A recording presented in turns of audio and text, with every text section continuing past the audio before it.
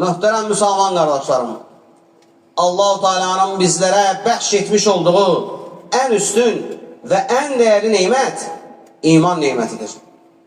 Məhz bu neymət sayəsində Allah-u Teala bizlərə müvəqqəti həyatdan sonra əbədi xoşbəxt olacağımız bir həyat vəd etmişdir. Bu əbədi xoşbəxtlik isə məhz iman edənlərə aiddir və onlara məxsusdur və onların haqqıdır. İçərisində yaşadığımız bu dünya isə fanidir, əzizlərim. Bu dünyanın fani olduğunu bilə-bilə, bura bizim özümüzün olmadığını da bilə-bilə, bu dünyada elə yaşayırıq ki, sanki bizim əbədi yurt yuvamızdır. Biz qonağıq, qardaşlar, burada. Kimin evində kimi sən təhqir edirsən?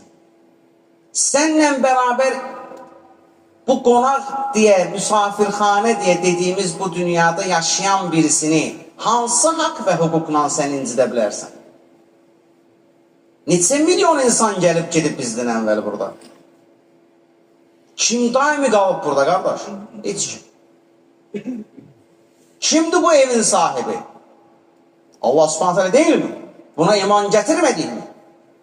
Ev sahibinin qaydalarına uyğun yaşamaq lazımdır. Biz qonaq gedəndə məcər ev yiyəsinə nəsə deyə bilərik? Düşünün, değerli qardaşlar, içində yaşadığımız dünyanın bizə aid olmadığını düşünün. Və heç kimi incitməyin burada. Kiməsə yuxarıdan aşağı baxmayın. Kimisə xətrinə dəyməyin. Kimisə haqqını yeməyin. Və kimisə əl-xüsus, kimisə tərk etməyin. Çünki tərk etmək istədiyin insan sənin cənnətdə qonşun ola bilər. Ehtiyatlı olmaq lazım. Biz burada faniyik, qardaşlar. Onsuz da bu dünyanın içində Allah Subhanahu Teala bizə daimi bir xoşbəxtlik vəd etməyib. Bizim burada rahat yaşayacağımız bizə vəd olunmuyub, dəyərli qardaşlarım. Bəli, bax, bizə aiddir, qardaş. Mənə və sizə aiddir bu.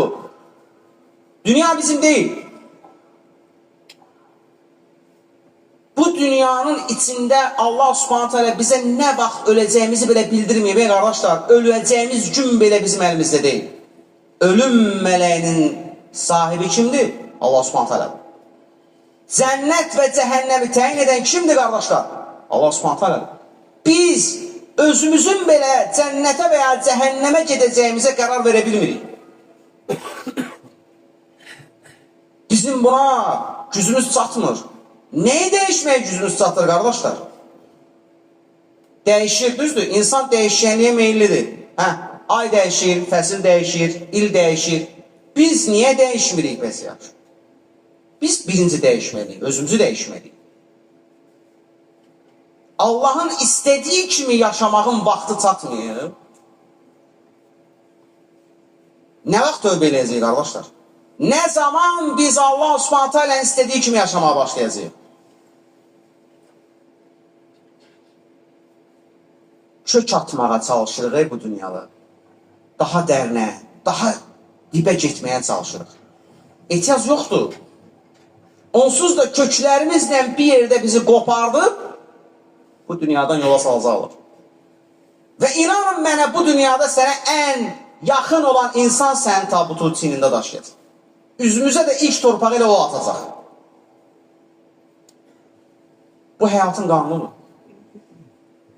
İman edən bir insanın bu dünyada yaşama prinsiplərini Allah Subhanahu Teala bildirib bizə. Allah Resulü sallallahu aleyhi ve sellem yaşayıb bu həyatı. Ayşə anamızın Allah Resulü sallallahu aleyhi ve sellem haqqında çox gözəl bir sözü var. Deyir ki, siz deyir, ömrü boyu doyunca arpa çörəyi yeməyən bir Rəsulun ümmətisiz. Acından qarnına 3 dənə daş bağlayan Rəsulun ümmətisiz. Əxlaqı Quran olan bir Rəsulun ümmətisiz. bizə aiddir, qardaşlar. Biz həmin ümmətik. Bax, o biz yox. Bu söz bizə aiddir. Odur ki, bu sözün haqqını vermək bizim borcumuzdur. Hər birimizin, unutmayın. Başləmən olmaqla hər birimizin borcudur ki, bu sözlərin haqqını verək. Və kim nəyə can atacaqsa, Allah Subhanahu taala ona can atdığı şeyi verəcəkdir.